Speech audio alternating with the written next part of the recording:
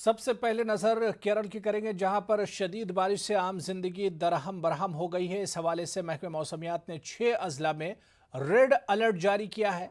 7 अजला के लिए orange alert और 2 अजला में येलो अलर्ट जारी किया गया है।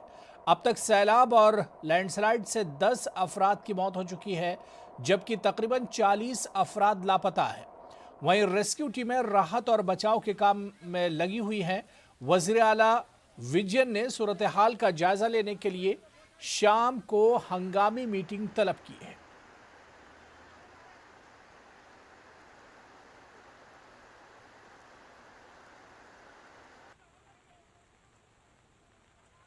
तो वहीं मरकजी वजीर दाखिला अमित शाह ने केरल में सैलाब के हवाले से ट्वीट किया है। उन्होंने लिखा है कि वो मुसलसल सूरत हाल पर नजर रखे हुए हैं।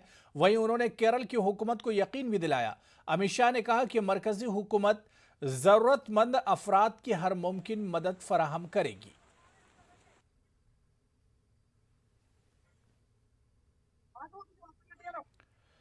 मुल्क में